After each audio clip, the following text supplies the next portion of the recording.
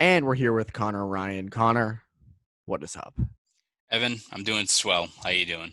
I'm doing well. This is a weird episode for me because I'm on a different laptop than I normally am. My laptop's in the shop. Somehow Apple got me a free battery and keyboard because it's the same thing, and somehow I get it for free. I will take it every time. So Not I'm too using my bad. sister's. I know. I'm using my sister's MacBook. It's a little older. Maybe I don't look as great for YouTube. My apologies. I look white, all white. I look like a ghost. But for those who are on YouTube, one of my Christmas gifts was a Seattle Kraken sweatshirt. Ooh, very nice. Yeah, my new team. This is my new team, the Seattle Kraken. How was your Christmas? It was swell. Pretty low key, as I expect. Probably most Christmases were for people all over North America and We Europe. only had And 45 people over. oh, good. Typically, we have like 80 to open That's gifts. good. I'm Only glad. 45 this year. I'm glad you used some restraint there, Evan. Oh yeah, Yeah, pretty low key, but no complaints. Got a few nice things. Got a new LL Bean sweatshirt. A couple nice. of things here and there. So no complaints on my end. Did not get a Seattle Kraken sweatshirt though, which I mean I think seems like you've won Christmas. I guess I have. I've always been a big fan. My dad pointed this out. I've always been a big fan of new logos. When the Winnipeg Jets came in, I was like in 7th grade, so I got like a Winnipeg Jets jersey with my name on the back. I'd wear it at practice, and that was like my thing. Hmm. Um, And then like obviously the Knights logo I love. I always like the new teams. I don't know Yeah. why. Just they're cool, you know? I want to Well, jump on the bandwagon early. it also helps that the Seattle Kraken, they're rumored to be that for forever, and people are like, I really don't know about it, and then they like drop the logo, and everyone's like, oh, okay, like this is pretty sick. Like It's pretty sick. especially the one with the like their secondary logo where it's like the anchor, but it also is like the Space Needle up top. I'm like, all right, that's a pretty clean look. See, it's got to be so fun to like be on that team to help design for a new uh team because it's like you can do whatever you want. Like you're not bound to original colors, you're not bound to original things. You just do it. Like Hmm. I to me that seems so much fun. Um And it's funny, The Athletic recently did like a mock draft on who the Kraken will take, um, and it might be an underwhelming team, but I still think there's potential. They could do some trades, obviously, kind of like the Vegas Golden Knights did. But at any rate, this isn't Kraken beat; it's Bruins beat. So we got to talk a little bit about the Bruins. And there's not a ton. We're not going to sit here and pretend that there's a lot. Obviously, training soon there will be a lot, and you go make sure to go subscribe over at Bruins Rinkside on YouTube and go subscribe to BostonSportsJournal.com as well. But Mike Hoffman Sunday night goes to the Blues on a professional tryout contract. Imagine like you're thinking, oh my God, this is my big free agency. This is my year. This is my time. And it ends with you getting a professional tryout 2 weeks before the season starts. Yeah, it's one of those situations where I think you get the initial news. Like I think it probably popped on all of our phones, and we're like, what the hell? I mean, we expected that given how this offseason has gone for not just him, but tons of free agents. I mean, there's still like I, I read somewhere I think there's like 50 players who played in at least like 5 games last year in the NHL that still don't have a team. And again, a couple of days away from camp opening up for some of those teams like the Kings and the Senators and a few of those clubs that didn't go to the playoffs last year. So it's definitely kind of a statement on just the way this market has gone that a guy like Hoffman is signing a contract like that. Um, it's also, I think, one of those situations where I think you then take a step back because I think a lot of Bruins fans were ready to unload on Twitter yesterday, right? Because, I mean, how long has Mike Hoffman been linked to the Bruins? Especially you look in the last few weeks where these free agents are getting desperate. The Bruins, uh, you could use another top 6 guy, especially if he's available for a dirt cheap contract. And then you have Mike Hoffman go to the Blues for a PTO, where I mean, it's pretty much you just show up. It's literally all like a PTO. Really, you show up and try to make a spot. It's almost like a guy you sign right for training camp in football, where he's trying to just make the team. And you got Mike Hoffman, who's had what 6 20+ goal seasons between Ottawa and Florida. So Worthy of um, being on a team. yeah, oh yeah, exactly. So, but I think you then kind of take a step back and you kind of look at the way St. Louis is kind of structured, and it seems like it's more of a situation where Doug Armstrong and the Blues are more doing cap gymnastics than it is, you know, the Bruins and every other team in the NHL looking at Mike Hoffman being like, yeah, we're good. We won't offer, definitive money against this guy who hasn't been scooped up yet. Like, I think it's more of that situation than it is, a situation where the Bruins just were like, yeah, Mike Hoffman, 1.5, 2 million. Nah, we're good. We're going to keep, we got Greg McKegg. We've got a few of these other guys that are going to slot in, so we should be fine. But you look at kind of the way St. Louis is structured. If they pretty much wait to the start of the regular season to put both Tarasenko and Steen on long-term IR, that allows them to then exceed their cap, their upper cap limit of $81.5 million. So you wait till the season starts, you have those guys on LTIR, and then you sign Hoffman to a contract, which you'd expect if he's signing a PTO that he probably has a deal in place, right? That's what I was thinking, because you were not getting a guy like that to agree to a PTO without a deal in place. Yeah, because especially on a PTO, he can still sign a contract with other teams right now. But the fact that he's there in St. Louis getting ready for the season, again, it's not like a team like Nashville could just sign him and he's like, all right, bye guys, peace, and like just leave. Like, It's been kind of fun. I'll see you later. Yeah, it's not really that easy, especially this year in terms of traveling and quarantines and stuff like that. So I imagine it's pretty much like, hey, we've got this contract for you.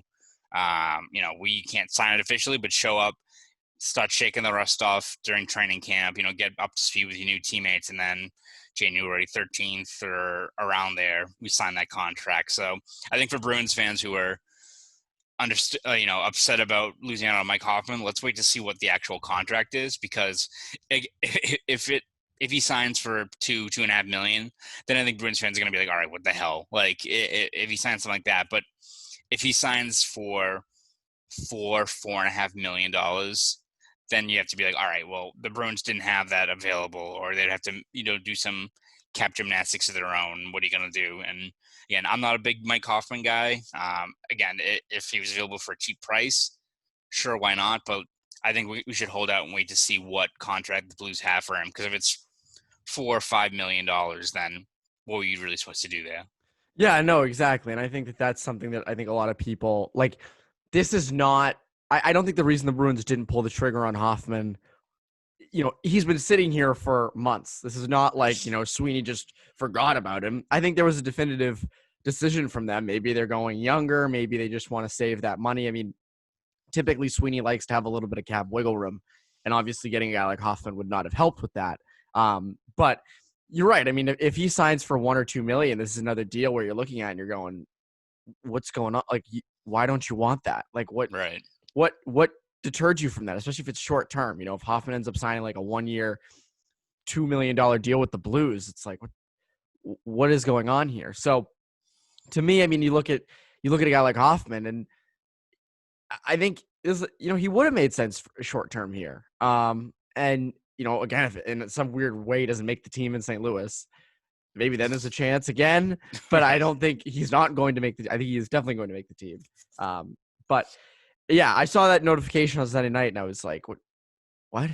Yeah, is this the Mike Hoffman? Like, is this some guy like from the Cedar Rapids Griffiths or something like that? Just kind of like he's just one F in his name. It's like Hoffman.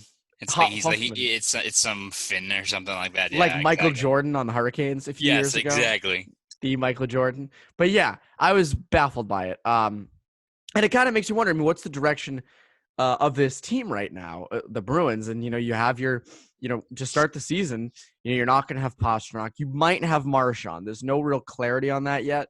I think that'll kind of become a little bit more clear as training camp takes place. But you're starting without Pastrnak for probably a month. Marchand is at least going to be back probably within the first week or two, I would assume. And then the rest of your lineup, like, this seems like the crew you have going into the season. This seems like this might be final. Now, to add on to this, David Pagnotta, the fourth period, reported on Sunday, Boston is among the teams with interest in UFA left defenseman Ben Hutton. Yes. Ben Hutton. And just stealing those headlines from the Celtics and Patriots of the Bruins. Go and get Ben Hutton. Shake my head. Such a, when I saw that, I said, Connor, we got to make 15 videos about Ben Hutton. We need to write millions of articles. We need to make up funny tweets. Ben Hutton, Ben Hutton, Ben Hutton. The reality of that is, well, okay, there's one takeaway I have from the Ben Hutton news, or the Ben Hutton rumors. feels like Chara is not returning to the Bruins. That's at least how it feels at this current moment. Now, everyone's experienced in the past year a top Boston defenseman feeling like he's coming back, and then management speaks a little bit. There's rumors out there, and then you're like, oh, they're not coming back. And of course, I'm talking about Torrey Krug. Now with Chara, it does feel, given Neely's comments last week and given the Ben Hutton rumors, does not feel like Chara will return. Yeah, I mean, it's one of those situations where I also think the Bruins are kind of waiting for Chara to make a decision on what exactly he wants to do. Because, I mean, the ball's pretty much in his court. If he's doesn't want to play, then obviously then they have to do their due diligence and look at a guy like Hutton, or they explore. I think Fleur Shinzawa said the Bruins were also exploring the trade market, which you expect there might be a few kind of moves on the table for a few teams right ahead of training camp, especially as teams are trying to balance out their cap and moving some pieces around. So I think these rumors about Hutton, it's just the Bruins kind of leaving no stone unturned in terms of doing what they can to add some extra bodies in that D-core, which, again, it seems like they're committing to a youth movement this year, but you still want at least some stability or at least some safety net, right? In case guys like Zaboral or Vakanainen don't pan out. And I'm sure they're expecting some of those, bumps in the road that come with these young guys developing up in the NHL. But let's say we get to, the middle of the regular season and it's just those guys just don't have it, or they're not providing what you need for a team that's hopefully trying to go deep in the playoffs. Then you need at least some guy like Chara, obviously, or even a guy like Ben Hutton, who, again, is not going to steal headlines, was pretty solid last year with the Kings in kind of a second pairing, third pairing role. Like he's not like a surefire thing. He's not getting a guy like TJ Brody, one of these top left shot dealers out on the market, but he could at least be probably a serviceable guy that, could fill in, whether it be on the PK or, he's a guy that can at least give you 17, 18 minutes of solid hockey a night and probably do pretty well. So I think you look at what the Bruins are targeting there and a guy like Hutton, I think it's more or less them doing their due diligence, because it seems like they just don't have a definitive answer yet from Chara, and whether it be he's not sure if he wants to go through another season, given how challenging last year was, or maybe he's not too keen on what his role on this team would be, which is probably you're looking at third pairing minutes, maybe doesn't play, the second leg of back-to-backs. It's something the Bruins, I think, be wise to do in terms of managing a 43-year-old guy like Chara coming off of a season kind of that's all been thrown out of whack in terms of scheduling and the amount of time off and stuff like that. But it seems like kind of the ball is in Chara's court to decide what's next, and if he's, unsure, or if he's looking elsewhere for maybe more, defined minutes, then it shouldn't come as much of a surprise that the Bruins are kind of looking at every option. Because the last thing you want to do is just open training camp without at least some form of safety net there on defense. What I'm most excited for is when opening night comes and the Bruins release their lineup charts and Chara McAvoy is the first pairing. It's going to be like, oh my God. Yeah, really? we did this whole offseason for nothing has changed. No reason. This is the same team. But I mean, you talk about Ben Hutton, and it does seem like he's just a solid, you know what you're getting left shot defenseman. You have to wonder though, I mean, is that kind of what you have in John Moore? I mean, John Moore, obviously most people are down on, but the truth is, I mean, if you wanted to roll him out every night and you gave him consistent minutes, he could kind of hold his own. I mean, he's proven in the past he can do it. Like you can roll him out there on the second or third pairing, and chances are you'll be okay. Is he the best defenseman out there? God no. But in terms of serviceability, sure. And it feels like with Hutton, that's sort of the same thing. So it's like, do you have that already in John Moore? I mean, if you're gonna roll now, granted, I'm not an expert on Ben Hutton. I'm not gonna sit here and pretend that I can definitively tell you that Ben Hutton is gonna come here and be John Moore or be way better than John Moore. Yeah. But it feels like that's kind of what you already have with John Moore. I think it's one of those things where it's not sure if he moves the needle enough in terms of, it'd be one situation if a guy like Eric Gustafsson or someone was available, a guy who everyone forgets scored 60 points on that bootleg Chicago team. So not saying that he would do that here, but you at least look at that and be like, all right, this guy can, he might be all offense, but he gives a different wrinkle that if we add him to the mix on a cheap deal, he's another body we can put in there and see where he fits. Ben Hutton, as you said, it's kind of like a John Moore where, and even I think you look at John Moore's numbers when he's with the Devils, they were probably pretty encouraging too. And then I just looked. There was this. They're very similar numbers. In their first couple of years. So does Ben Hutton really move the needle? I'm not really sure if that's the case there, other than the fact that he's just another warm body that if Moore struggles or if Vakanainen and Zaboral have some issues, he's at least a guy that you can slot in there. So that's, I think, kind of situation with the Bruins, which, again, if Ben Hutton signs a deal with the Bruins, not bad, but also, I don't think that's a situation where all of us are like, all right, well, the decor is all set, right? It's not like a defender. Oh, they're good now. Yeah, exactly. It feels like to me, if they go out and get Hutton on D in the the bottom bunch, it's just like the hallway of mediocrity. You think about that. You're gonna have John Moore, Kevin Miller, Ben Hutton. You have not Sinishin, Zaboral, Vakanainen. I'm definitely forgetting someone. You have Lazon and Clifton as well. But it's like you have the hallway of unknown and the hallway of just mediocre. And it's like, I don't know. You don't have a set six. And I get it. It's fine. You can obviously figure that out as the season goes on.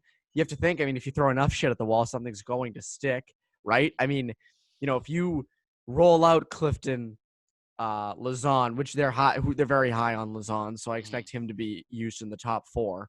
When you roll out Zaboral and Vakanainen and John Moore and Kevin Miller, and if you get him Ben Hutton, evidently a couple of those guys are going to play really well or play well enough to, earn minutes. But it's tough because it's so hard to project that stuff. It's not. And if you're not giving them consistent minutes, that's also not easy for them. I think if you gave John Moore, and we've said this all offseason, there are lots of teams John Moore would be a consistent defenseman on. And he'd probably put up fairly okay numbers, and he'd probably do okay because he's getting consistent time. But you don't get that with the Bruins if you're John Moore. And it feels like it'll be the same for Ben Hutton. And I think it's also a situation where I think you have to be cautious of not handling this decor where you've got a lot of pieces, right? Where you have to figure, all right, we throw enough of these guys out there, it's going to stick. It's not like how some NFL teams or how people maybe view building a roster in the NFL where it's like, all right, you don't have to invest in a first round pick for a running back. Every year there's 4 or 5 random dudes, right, who get 800 plus yards and you just slot the guys in, you plug in the pieces and it works out.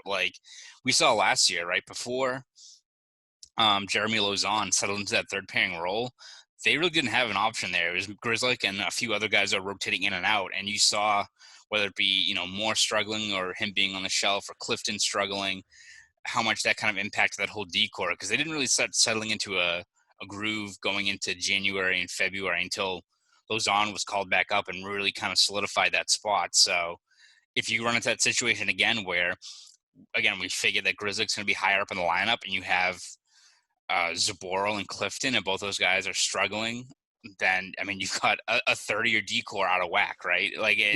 It's a situation where you can't. This is a team that you're hoping is going to go deep in the playoffs. They're hoping to. It's one of the last chances they have with this veteran group. All the points are going to matter a lot more now that it's 56 games. You can't have a faulty defense that you just have to play your way through. Especially given the stakes of this year.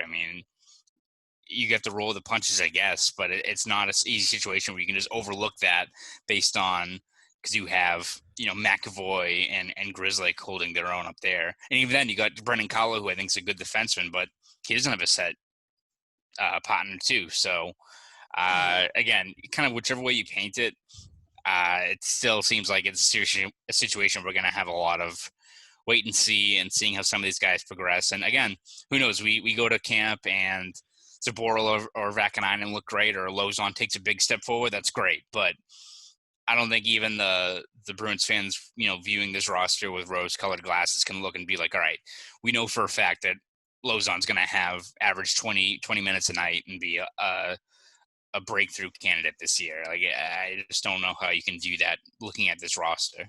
And you have to think, I mean, Cassidy typically likes to roll, all of his defensemen. He's not, just playing his top four, but it could be a situation this year where you see those top four guys get a million minutes and the bottom two, whoever they are, rarely play. And obviously the scary part about that is that works great, in January and February and March, but come the playoffs, is McAvoy going to be driven into the ground? Can Grizzly handle, the uptick in minutes, every other night? Can Carlo do that? So to me, obviously, you have a ton of questions on the back end. We've asked them multiple times at this point, but Ben Hutton does not move the needle. As Fluto, reported, I think you do have to improve if you're going to improve, if you want to improve your back end, and you feel that Zaboral and Vakanainen are not going to do it, because what you have in John Moore and Kevin Miller, and if Ben Hutton came on, what you'd have in Ben Hutton. But if you feel Zaboral and Vakanainen are not sufficient enough, and Lazon and Clifton, because again, Clifton was a guy who had this incredible playoff run in 2019, and we're like, holy crap, this kid is a future piece. Yeah. Oh my God. And he came out and it was much different during the regular season. Maybe, we were drinking too much of the Kool-Aid, so to speak. But, if that's the case, then you do have to improve through the trade market if you feel that, those guys are not sufficient enough. And if you want to go for a cup this year and you want to, again, I mean, these defense, your defensive core is not going to have an easy time facing Ovechkin, Crosby, Giroux, Voracek, Couturier, that line. I mean, in terms of matchups, it's not getting easier. And in fact, I think actually this is maybe a topic we should dive a little deeper into in a future episode. But in terms of matchups, defense versus offense, obviously I think, not facing the Lightning is an upgrade. But, you're facing Ovechkin and Kuznetsov and Tom Wilson. Mm-hmm. You're facing Crosby and Malkin. You're facing the Couturier line. You're facing you're facing better, more spread out talent, and those are not going to be easy matchups. Yeah. So to me, you do have to. I do think you do have to make a trade to try to shore up the back end. It's just the problem is with who. Yeah. With who do you make that trade? Obviously, Hanifin gets brought up every time the Bruins are in need of a defenseman to trade for. It's always Noah Hanifin. He'll never come. He will never be here ever. Maybe that's not true, but it feels like he's one of those guys who's always we'll take that clip out when the trade inevitably happens, but that'll be clipped. But yes, Ben Hutton is not sufficient enough, and it feels like this team really needs to shore up the back end. It also feels like Chara is gone. Now, what does Chara do? We'll end the show on this. What does Chara do? Does he retire? Does he go play for the San Jose Sharks, the Toronto Maple? Like, where does he go? Yeah, I mean, I would be surprised, like, out of the three scenarios, right, of him retiring, him signing back with the Bruins, or him signing elsewhere. I feel like signing elsewhere is the least likely. I mean, just in terms of, as much as I think, obviously Chara is a fantastic, competitor, and, still I think believes he can contribute to a team. I don't see a situation in which Chara, who's him and his family had their roots settled in Boston, goes somewhere else for, a year, even let's say a best case scenario of like a team like Colorado, like a Stanley Cup favorite or something like that. I don't know how he just, packs up and goes to Colorado for a year, especially this year where travel and all this stuff, with his family settled here. I don't see that being a situation for him, to do a move like that, even if, as a team was to give an offer like that. And then you look at maybe with Colorado, he'd be in kind of the same role he'd be here, right? As a third pairing kind of depth guy. Does he want to go to Ottawa, back where, a team that he played with previously, to get top pairing minutes at 43 years old? Maybe that's what he wants to do. Again, do you want to deal with all of the, the kind of bullshit of moving around and doing this stuff this year, especially for a team that's not that good? Like, you kind of go through different scenarios, and it seemed like the most likely situation is he either comes back, which is I feel like the Bruins are still more or less waiting for him to give his decision, more than them being like, all right, Chara, like, we're not answering your phone calls, we're moving on. Like, I feel like we're ghosting you. I feel like they want to see what he's thinking first. But I would personally be surprised if he signs elsewhere, especially if the hang up is minutes or a role. I don't know how, maybe he does prioritize that and he goes to a bootleg team like San Jose or something like that, but that would just be a kind of a disappointing end to a fantastic tenure here, right? If he just goes elsewhere just because there's more minutes with a team that has no chance of getting close to the playoffs this year. Yeah, I wouldn't understand that move. Again, you're 43. You're uprooting your family to Ottawa, San Jose. Like, it doesn't make any sense, especially in a pandemic. To me, it makes the most sense for him to retire if this doesn't work out. If the Bruins are kind of like, we really don't have a spot for you, just retire. I don't know why. Like, you've had the career, you have the Stanley Cup. You're a first ballot Hall of Famer by far. Mm-hmm. One of the greatest ever. End it there. But again, as we know with Chara, if there's anyone who wouldn't do that, it is Zdeno Chara himself. But yes, I don't see him going to like the Toronto Maple Leafs or the New York Rangers. I don't see it happening. It'd be very odd to see Chara in like a different uniform after all these years, and, Yes. out there hobbling around for like the Arizona Coyotes. But at any rate, that is today's Bruins beat. Connor, before you go, is there anything that you would like to plug? Yeah, we're going to keep on breaking down this roster, especially with training camp currently slated to start this upcoming weekend. So we'll be breaking down breakout candidates, a few of the pressing questions facing the team before training camp gets underway. So you can view all that over at bostonsportsjournal.com. Subscribe there. You can also follow me on Twitter at ConorRyan_93. Do all that. And for CLNS Media, I'm Evan Marinofsky. You Bruins Beat listeners, have a great rest of your week.